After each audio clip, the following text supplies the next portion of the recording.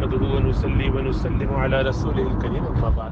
بس اس میں خلاصہ یہی ہے کہ اللہ سبحانہ و تعالیٰ قرآن میں کنایے کے لفظ استعمال فرماتے ہیں۔ کم ایسا ہوتا ہے کہ قرآن میں اس طرح کی باتیں جن میں حیا کا ایک پہلو ہوتا ہے ان کو کھول کے بیان نہیں کیا جاتا۔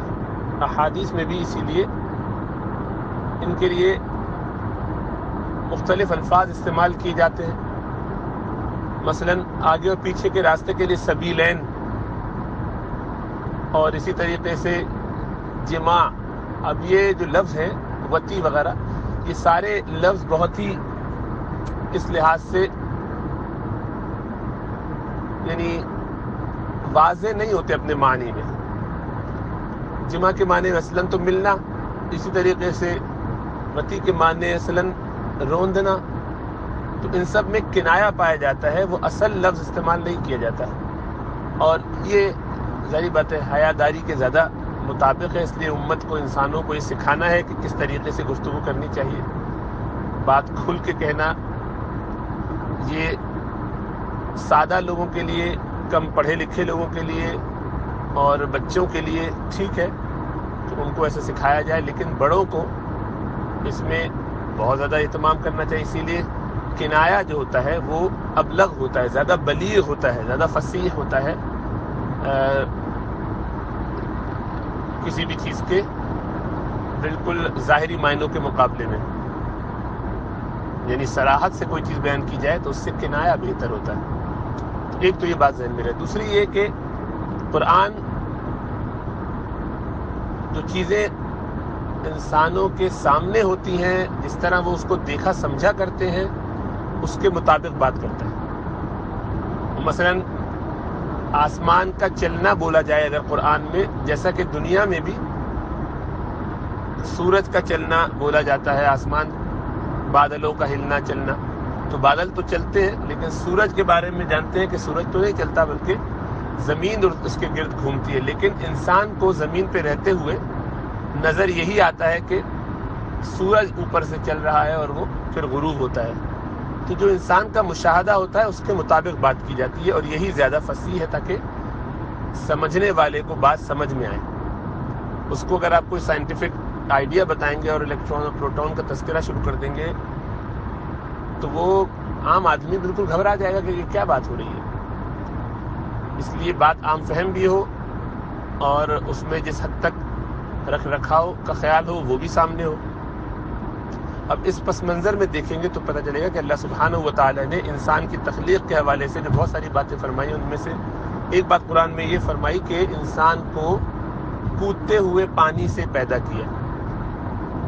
اس کو پھر بیان فرمایا کہ یہ یخرج من بین الصلب والترائب، جو صلب اور ترائب سے نکلتا ہے۔ اب صلب اور ترائب ان کے مختلف معنی ہو سکتے ہیں۔ صلب کے معنی کمر کے بھی ہوتے ہیں، صلب کے معنی کوئی مضبوط چیز کے بھی ہوتے ہیں، اور صلب خود اس سے مراد مرد کی شرمگاہ بھی ہو سکتا ہے۔ اسی طریقے سے ترائب سینے کی جو آگے ہڈی ہوتی ہے، اس کو سٹرنم کہتے ہیں، وہ بھی مراد ہوتی ہے، سینے کا آگے کا حصہ۔ اب یعنی اگلا اور پچھلا، کمر اور سینے کے درمیان سے وہ نکلتا ہے، یہ کہا۔ تو اگر اس کو اسی معنی پر لیا جائے کہ کمر اور سینے کے درمیان سے وہ پانی نکلتا ہے تو اس میں بھی کوئی اشکال نہیں ہے، اس لیے کہ ساری نرو سپلائی تو وہیں سے ہوتی ہے۔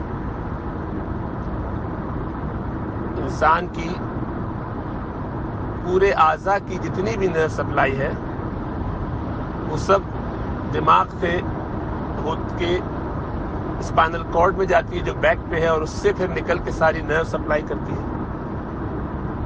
تو وہ مین فنکشن تو وہیں سے آتا ہے، کمر سے ہی آتا ہے، تو ہر کام کے لیے کمر کو استعمال کیا جا سکتا ہے۔ دوسری بات یہ کہ انسان کے گونیڈز جو ہیں وہ پیدائش کے وقت لڑکوں میں، بچوں میں جو مرد ہوتے ہوں گے بعد میں، ابھی لڑکے ہیں بوائز، تو ان کے ماں کے پیٹ میں ہوتے ہوئے جب جسم کی ساخت تیار ہو رہی ہوتی ہے تو ان کے خصیتین جنہیں ٹیسٹیز کہتے ہیں وہ بیک پہ ہی ہوتے ہیں،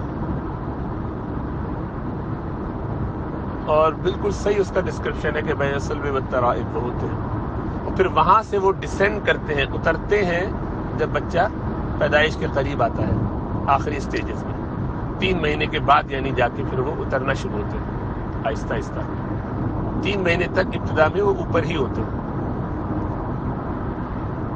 تو اگر اس کو اس معنی میں لیا جائے تو ایک معجزانہ بات ہے کہ جس کا پتہ اب سائنس کو چلا، قرآن یہ اس وقت کہہ رہا ہے کہ یہ اس جگہ ہوتے ہیں، اور پھر وہ نہ اترے تو اس کی بیماریاں ہیں، اس کے لیے باقاعدہ سرجری پھر کی جاتی ہے۔ تو اسکروٹم میں آنے کے بعد ظاہری بات ہے وہ ایک کولڈ سٹوریج ہے تاکہ اس میں بننے والے جو سپرمز ہیں وہ خراب نہ ہو جائیں، ان کی حفاظت کے لیے۔ اب خود سپرمز جو ٹیسٹیس میں بنتے ہیں وہ پورے مادہ منویہ کے، یعنی وہ جو سارے سپرمز ہیں، سیمن بلکہ کہنا چاہیے، جو ایجیکولیشن میں نکلے اس کا 5 سے 10% حصہ ہوتا ہے، باقی سارا کچھ لکوڈ ہوتا ہے 60-70%، اور وہ سیمینل ویزیکلز وغیرہ سے بنتا ہے، میں سے بن کے نکلتا ہے، وہاں سے آتا ہے، اور وہ بیک کے حصے میں ہی پایا جاتا ہے، تو اکثر حصہ تو وہی ہوا۔ کچھ پروسٹیٹک اسٹف ہوتا ہے، فلوئڈ، وہ بھی تھوڑا سا ہوتا ہے، لیکن بہرحال وہ بھی پیچھے ہی کے حصے سے آتا ہے، وہ مثانے کے پیچھے۔ تو یہ ڈسکرپشن اس طور پر غلط نہیں ہے یا خلاف سائنس نہیں ہے کہ کہا جائے کہ اوہ یہ کمپلیٹ ڈسکرپنسی ہے۔ اس کو اگر سمجھنا چاہیں تو یوں بھی سمجھا جا سکتا ہے۔ بہرحال لیکن یہ ذہن میں رہنا چاہیے کہ قرآن مجید سائنس کو پروف کرنے کے لیے نہیں آیا ہے۔ سائنس تو وقت کے ساتھ ساتھ بدلتی ہے اور اس کی گہرائیاں آہستہ آہستہ آتی ہیں، اور اس میں نئی نئی چیزیں پیدا ہوتی ہیں، پچھلی تھیوریز سے رجوع کیا جاتا ہے۔ اور چونکہ قرآن رہتی دنیا تک ہے، ہر زمانے کے لیے ہے، ہر قسم کے لوگوں کے لیے، تو اس لیے ایسی تعبیر استعمال کی جاتی ہے جو سب کے سمجھ کے لیے آسان ہو، سب کے فہم میں آ سکے، ہر زمانے کے لوگ اس سے استفادہ کر سکیں۔ اسی لیے اللہ سبحانہ وتعالی فرماتے ہیں سنوریہم آیاتنا فی الآفاق وفی انفسہم حتی یتبین لہم انہ الحق، کہ ہم ضرور ان کو دکھائیں گے نشانیاں کائنات میں بھی، اور ان کے اپنے اجسام میں بھی، ان کے اپنے نفس میں بھی، ان کے اپنی جانوں میں بھی، جسم کے اندر، یہاں تک کہ ان پر واضح ہو جائے یہ کہ یہی قرآن حق ہے، اس کی حقانیت ان پر ثابت ہو جائے گی، اور ہوتی ہے الحمدللہ۔ اسی لیے بہت بڑی تعداد میں لوگ اسلام قبول کرتے ہیں، وہ عموماً ہمارے آپ کے اعمال یا ہم سے مل کے اخلاق سے متاثر ہو کر نہیں ہوتے، بلکہ وہ عموماً دینی تعلیمات کو جب دیکھتے پڑھتے ہیں، سمجھتے ہیں، اور کچھ اچھے لوگوں سے مل لیتے ہیں تو ان کو اس کا فائدہ ہوتا ہے۔ ورنہ جس طرح میڈیا پہ اسلام کے خلاف باتیں ہوتی ہیں، اس سے تو لوگوں کو اسلام سے بدزن ہی ہونا چاہیے، لیکن اس کے باوجود بڑی تعداد میں لوگ اللہ کے دین کو قبول کرتے ہیں۔ اللہ کا فضل خاص ہے، اور اس دین کی حقانیت کی بہت واضح دلیل ہے۔ اللہ سبحانہ و تعالی ہمیں سمجھ اور شعور عطا فرمائے۔